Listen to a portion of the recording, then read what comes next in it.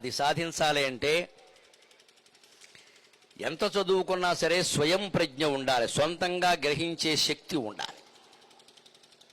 ఆ స్వయం ప్రజ్ఞ ఎవరిలో ఉంటుందో వారు దేనికి భయపడక్కల, ఉద్యోగాలు పోతాయని కూడా భయపడక్కల. యస్య నాస్తి స్వయం ప్రజ్ఞ శాస్త్రం తస్య కనోతి కిం లోచనాభ్యాం విహీనస్య దర్పణ కిం కరిష్యతి అంటారు. స్వయం ప్రజ్ఞ అంటే సొంత ప్రతిభ, ఇంటలెక్ట్ అంటాం మనం ఇంగ్లీష్లో. దాని ఇంటలెక్ట్, టాలెంట్ అనేది ఎటువంటిది అంటే కళ్ళు లాంటిది, మన కళ్ళు లాంటిది. కళ్ళజోడు కనపడాలంటే ముందు కళ్ళు ఉండాలి కదండి. కళ్ళు లేకుండా కళ్ళజోడు నోటికి మోకాలకి పెట్టం కదా. కళ్ళు ఉంటేనే కళ్ళజోడు ప్రయోజనం. అందుకని స్వయం ప్రజ్ఞ మనకి నేత్రాలు లాంటిది. కళ్ళు లేనివాడికి అద్దం వల్ల ఉపయోగం వెళ్ళ. కళ్ళు అంటూ ఉంటే అద్దంలో చూసుకుని మనం ఎలా ఉన్నామో ఆలోచించుకుంటాం, అవసరమైతే సరి చేసుకుంటాం. కళ్ళే లేనప్పుడు నీకు అద్దంతో పని ఏమిటి?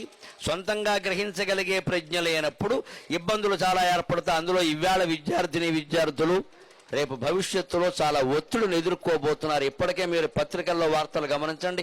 సాఫ్ట్వేర్ రంగం సంక్షోభంలో పడింది. మనం బీటెక్ అవగానే, ఎంటెక్ అవగానే, ఎంబీఏ అవగానే వెళ్ళిపోవచ్చు, నా కోసం కంపెనీలు సిద్ధంగా ఉన్నాయి. అంత తేలిగ్గా ఏం లేవమ్మా. ఎందుకు తొలగిస్తున్నారో ఆలోచించండి. వ్యాపారం వ్యాపారం వ్యాపారం. వాళ్ళ లాభాలు వాళ్ళకి ముఖ్యం. నీకు 3 లక్షల ప్యాకేజీ ఉన్నప్పుడు కొనసాగిస్తారు. సంవత్సరానికి 3 లక్షలు పెద్ద సమస్య కాదా? 3 లక్షల ప్యాకేజీలో ఉన్నప్పుడు నెలకి 25,000 కాబట్టి వాడిని కొనసాగిస్తారు.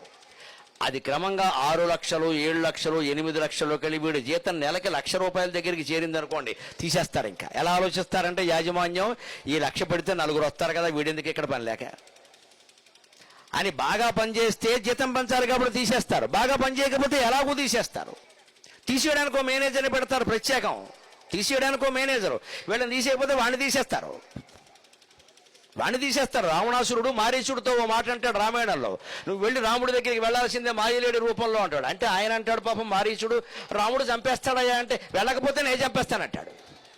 వెళ్ళకపోతే నేను చంపేస్తాను. అప్పుడు మారీచుడు ఏమనుకుంటాడు, ఈ దుర్మార్గుడి చేతుల్లో చావడం కంటే రాముడి చేతుల్లో చావడం మంచిదని వెళ్ళిపోతాడు. అలాగా తీసేయడానికి మేనేజర్ని పెడతారటండి, ప్రోగ్రామ్ మేనేజర్ అని.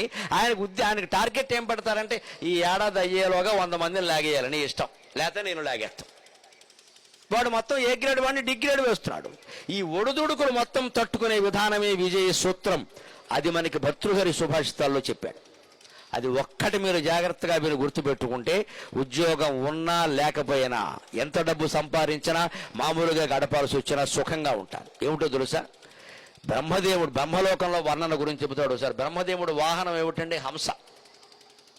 బ్రహ్మదేవుడు వాహనం హంస. ఆలోచించండి ఎంత విజ్ఞాన శాస్త్రం ఉందో. సరస్వతీదేవి వాహనం హంస.